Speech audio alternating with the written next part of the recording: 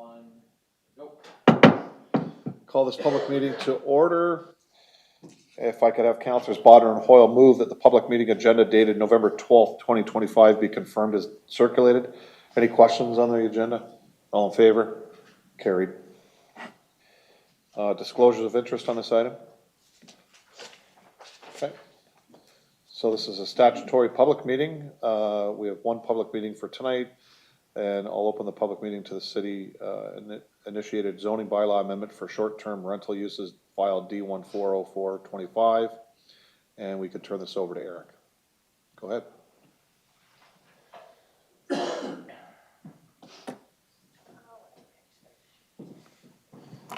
Good evening, Mayor and members of Council. Got a short presentation just to walk through the changes that are proposed zoning bylaw amendment through this zoning bylaw amendment for short-term rentals.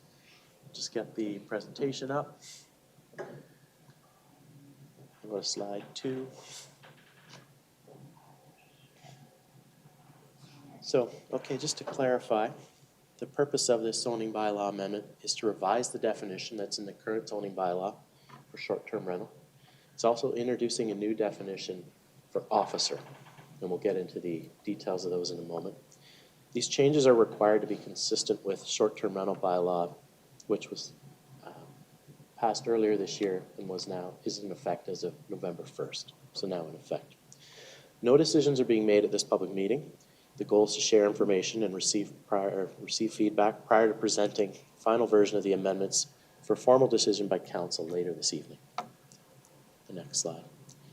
The first change, and this is really the major piece that we're hoping to get out of this amendment, is to align the definition of short-term rental that's in the zoning bylaw with the definition of short-term rental that's in the short-term rental bylaw.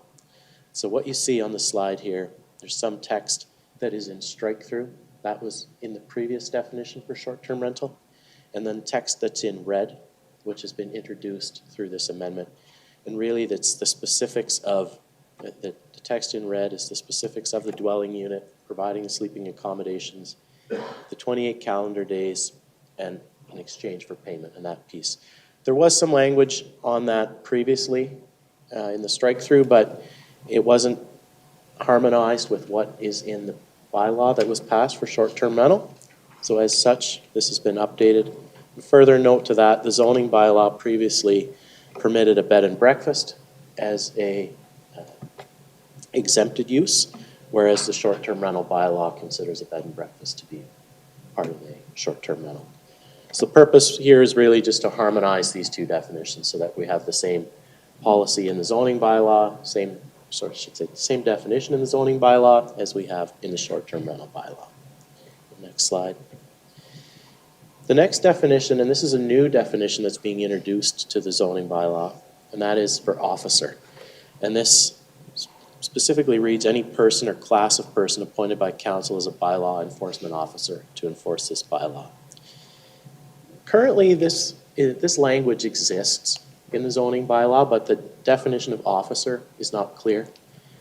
When we get into section 1.5, which is where revisions were proposed that introduce the term of officer and how they can be involved in the inspection of a premises, this is really to align this definition and have so that our municipal law enforcement staff, if there's a complaint or there's an enforcement matter related to the short-term rental bylaw, they can go out to that site, evaluate the complaint against the short-term rental bylaw. They can also evaluate the complaint against the zoning bylaw.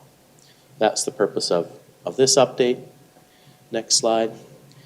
So as of this morning, we have no written or oral feedback received on this short-term rental proposal. The recommendation report is being presented tonight on November 12th at Council. This meeting is an opportunity for feedback, and we can still consider that feedback prior to a decision being made this evening. And then I would say if any interested members of the public would like to receive future notices on this, including any notices of passing of a bylaw, my contact information is on this slide as well as contact information for the clerk. So that's all I've got on the presentation side of things. Turn this back over to the Mayor. Thank you. Thank you, Eric. And before we put this on the floor, to receive and ask questions of council. There are people in the crowd tonight, so if anybody would like to delegate to this, just let me know. Seeing none, okay. So if I could have Councilors Aquilina and Councilor Bruno move that the Planning Development Report 2025-2023 be received as information. Questions on this? What was presented? Seeing none, all in favor? That's carried.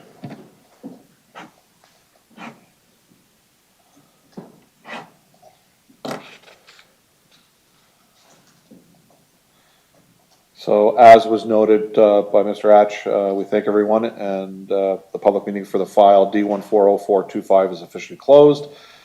If anyone has any other comments, we ask them to forward to the city clerk at portcolborne.ca. That's cityclerk@portcolborne.ca. Moving into the bylaws, we have bylaw number 7401/92/25. If I could have Councilors Danch and Elliott move that the bylaw to adopt, ratify, and confirm the proceedings of the Council of Corporation at its public meeting on November 12th, 2025 be enacted and passed as presented. Questions? All in favor? That's carried. At this time, I adjourn this meeting.